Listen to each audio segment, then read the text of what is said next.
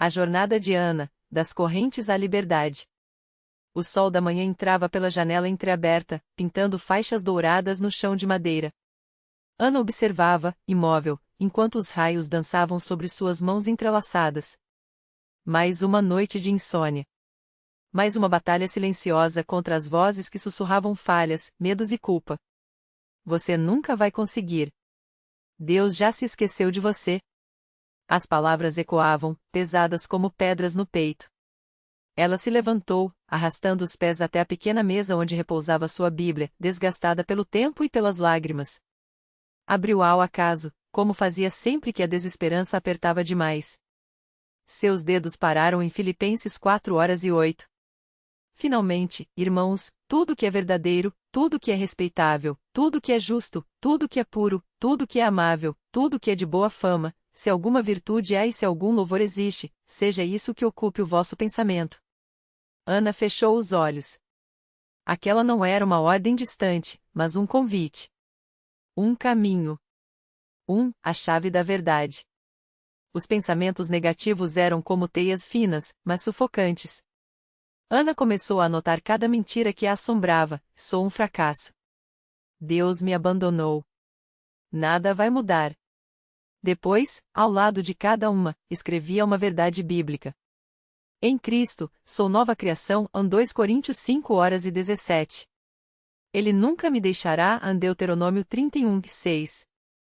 As palavras ganhavam vida à medida que as declarava em voz alta, como marteladas em uma parede de dúvidas. 2. A chave da adoração. Certas manhãs, o peso era tão grande que nem conseguia orar.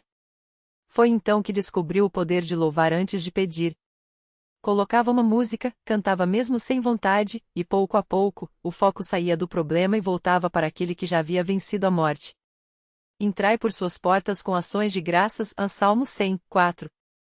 A adoração não mudava sua realidade imediata, mas mudava sua perspectiva. 3. A chave da renúncia. Um dia, enquanto lia Romanos 12:2, não vos conformeis com este mundo, mas transformai-vos pela renovação da vossa mente, Ana entendeu, a mente não se renova passivamente. Era preciso rejeitar ativamente os pensamentos tóxicos. Quando a ansiedade chegava, ela dizia: não. Isso não é meu. Em nome de Jesus, saia. No início, parecia ridículo. Depois, tornou-se um hábito de guerra. 4. A chave da meditação. Não a meditação vazia, mas a ruminação das Escrituras. Ana escolheu um versículo por semana e o repetia enquanto lavava a louça, caminhava, esperava o ônibus. A paz de Deus, que excede todo entendimento, guardará os vossos corações. Filipenses 4:7. As palavras iam se enraizando, como sementes que brotam em solo antes árido. 5. A chave do perdão. Uma memória a perseguia, a traição de uma amiga anos atrás. O ressentimento era um veneno que ela mesma bebia, gota a gota.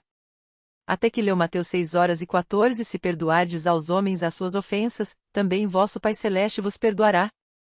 Não era sobre absolver a outra, mas soltar o peso que a impedia de respirar. Ana escreveu uma carta que nunca enviou e queimou-a no quintal, simbolizando a entrega. 6. A chave da gratidão. Os pensamentos negativos prosperavam em solo ingrato. Ana começou um diário: 3 coisas pelas quais agradecer a Deus todos os dias. No começo, eram coisas pequenas: o café quente, o sorriso da vizinha, o fato de estar viva. Com o tempo, a gratidão se tornou um escudo. Dai graças em tudo. 1 Tessalonicenses 5:18, mesmo quando tudo parecia ruir. 7. A chave da comunhão. O isolamento alimentava as suas batalhas. Ana resistia em compartilhar sua luta, com medo de julgamento. Até que, em um grupo de estudo bíblico, uma mulher mais velha confessou: também já estive onde você está. A vergonha se quebrou. Tiago 5:16 diz: confessai as vossas culpas uns aos outros. Ela descobriu que a luz expulsa as sombras quando compartilhada.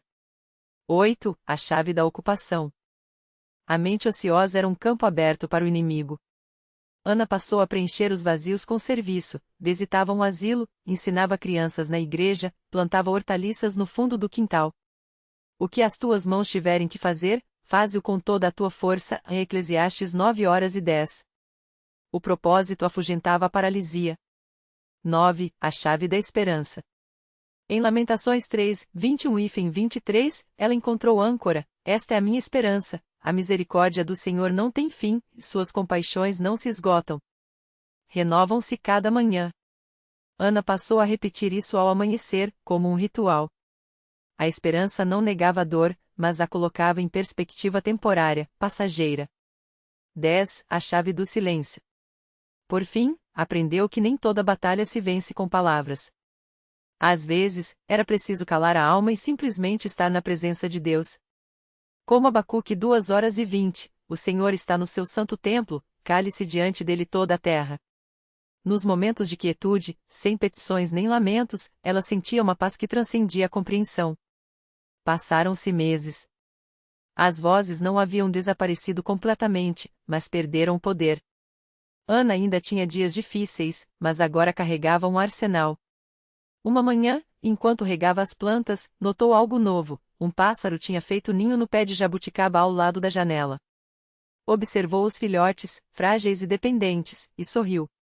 Também ela havia sido alimentada, não com migalhas de ansiedade, mas com o pão da palavra. A liberdade não era a ausência de luta, mas a certeza de que, em cada batalha, não estava sozinha. E isso, para Ana, era suficiente. Os dias se tornaram mais leves, como se o ar carregasse menos peso. Ana passou a acordar antes do sol nascer, não por insônia, mas por um desejo quietamente urgente de encontrar Deus nas primeiras luzes do dia. Sentava-se na varanda, envolta em um xale que cheirava a lavanda, e observava o céu passar do índigo ao rosa claro, enquanto as palavras do salmo se desdobravam em seu coração como pétalas ao vento. O ninho no pé de jabuticaba prosperava. Os filhotes, antes cegos e trêmulos, agora espreitavam o mundo com olhos vivos, bicando as frutas que Ana deixava propositalmente perto dos galhos. Ela via neles um espelho. Também ela havia sido alimentada na fraqueza, também aprenderá a confiar na provisão que não se via, mas se revelava no tempo certo. Certo tarde, enquanto colhia algumas ervas no quintal, ouviu passos no portão. Era Marta, sua vizinha de anos, que trazia nas mãos um embrulho de pano xadrez. Trouxe um pouco do bolo de fubá que você gostava, disse Marta, com um sorriso hesitante. Pensei que, bem, faz tempo que não a vejo por aí. Ana recebeu o embrulho, sentindo o calor do bolo através do tecido. Havia algo no gesto que a comoveu mais do que as palavras. Era a primeira vez, em muito tempo, que alguém lhe oferecia algo sem que ela precisasse pedir. Sem que precisasse explicar. Obrigada, respondeu, e o obrigada saía de um lugar mais fundo do que a cortesia.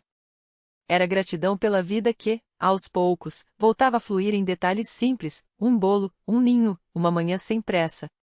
À noite, enquanto preparava o chá, Ana abriu a Bíblia ao acaso e seus dedos pararam em Mateus 6, olhai para os pássaros do céu. Sorriu. Não era coincidência.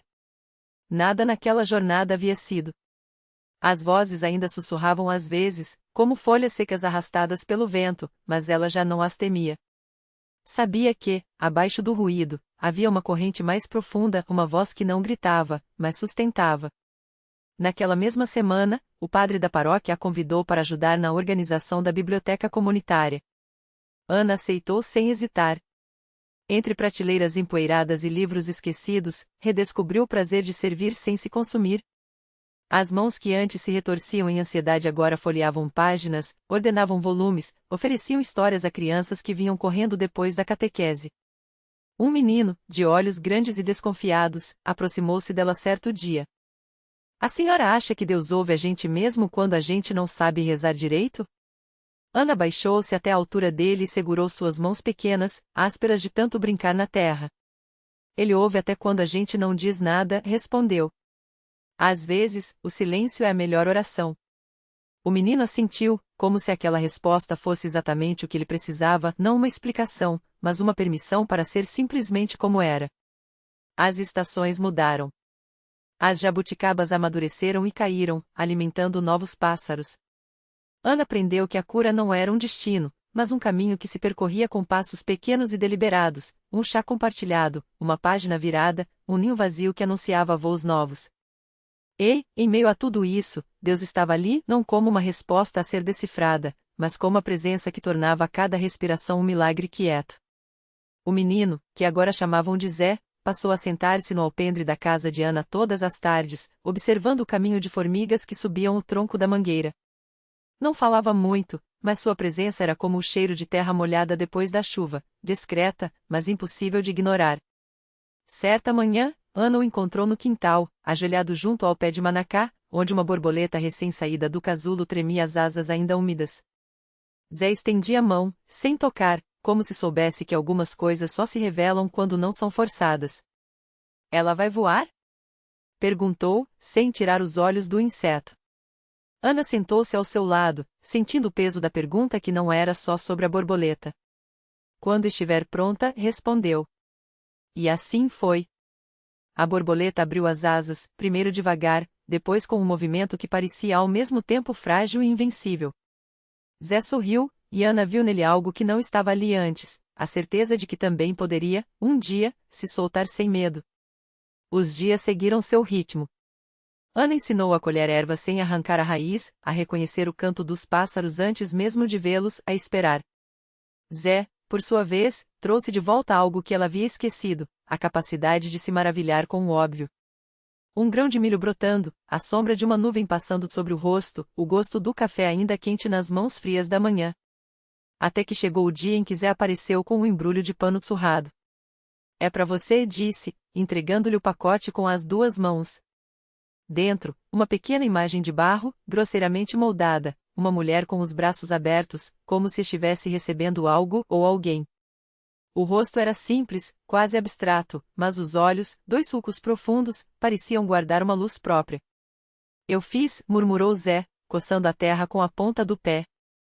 Para você não esquecer que Deus também morou na gente antes de morar no céu. Ana segurou a figura contra o peito e sentiu, mais uma vez, que a oração não precisava de palavras. Basta um gesto. Um olhar. Uma mão estendida no momento certo. E, às vezes, um menino que chega sem aviso e fica, como se sempre tivesse pertencido àqueles silêncios. A imagem de barro passou a ocupar um lugar sobre a mesa de madeira toscamente lixada, ao lado do candeeiro de querosene e da cuia de chimarrão que Ana enchia todas as manhãs.